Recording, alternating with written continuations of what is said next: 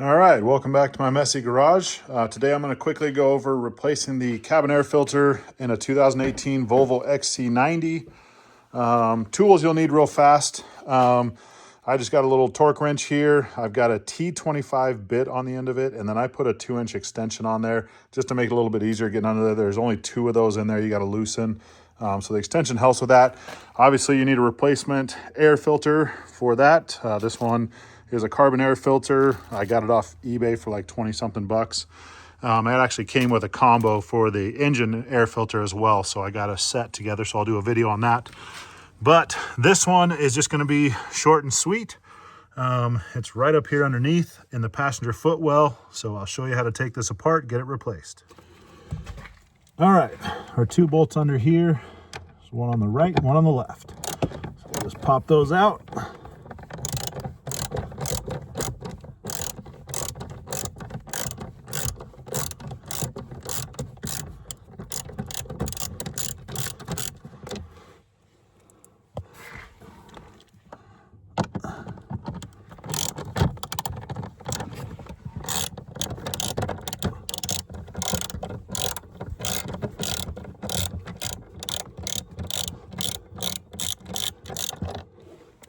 All right, once both those are out, should be able to grab and just pull. There's only one central clip kind of holding this whole piece in the middle. So it should just drop down. There's just the one central clip. These are just kind of guides for the bracket or the piece to go back into place. So once you pop that out, we'll set that out of the way. And then the next thing is getting right back into here. There's a hose that connects into this.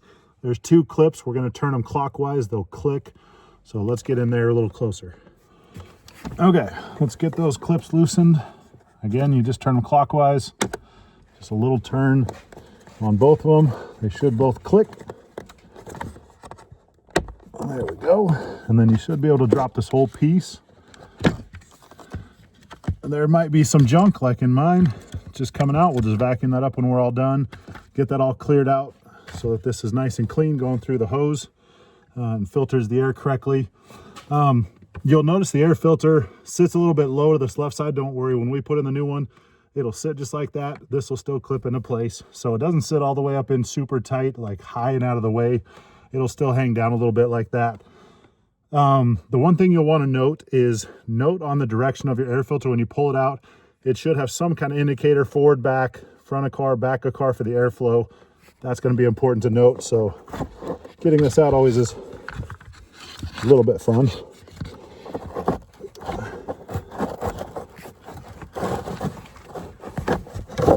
There we go. And then usually on the top of one of these sides, let's see if this one has it. There we go. So this was underneath it, pointing to the front of the car. So this one sat in and was this side facing towards the front. So when we put in the new one, we'll want to notate that direction as well, just to make sure we get the right direction on our airflow. All right, here's my new air filter. This one you'll notice has a different thing. This one just points airflow, shows an arrow going to the front. I did verify just to make sure on this style, because it doesn't have the car shape on it like the old one did, that this faces towards the front of the car. So again, when I go up and in, the arrow is going to point towards the front of the car. So we are going in the right direction. So again, and it's got a little bit of a curve to it too. So that kind of makes it a little fun and tricky when you're getting down under here. But that's kind of the acrobatic trick, which is always fun because I'm 6'8", 280 pounds. Love working on cars when I'm down underneath, or not at all.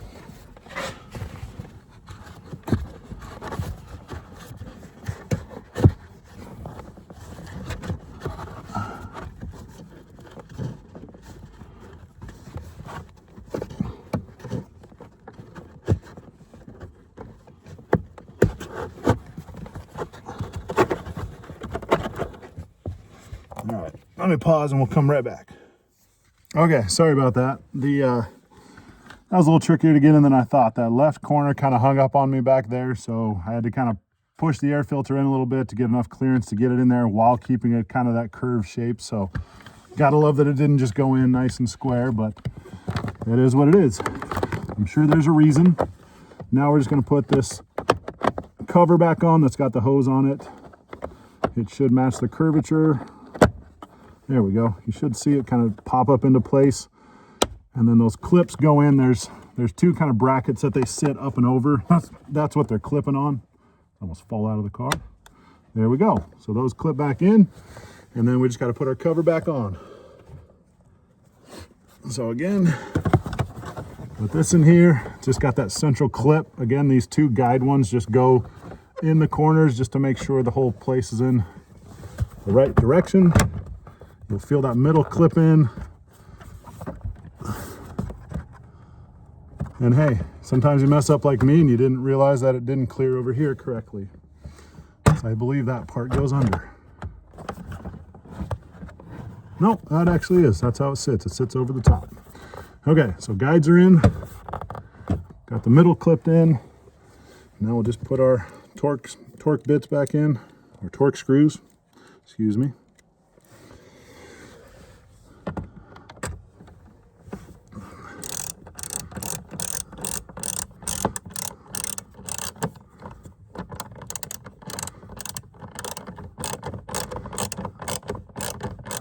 I like doing these by hand because I could have used my screwdriver or something like that, or my power tools and things to send that thing in. But again, I just find that's going to be a little dangerous on little plastic parts like this. I don't need to snap this cover. So again, I'd rather do it just with a ratchet by hand versus using my power tools.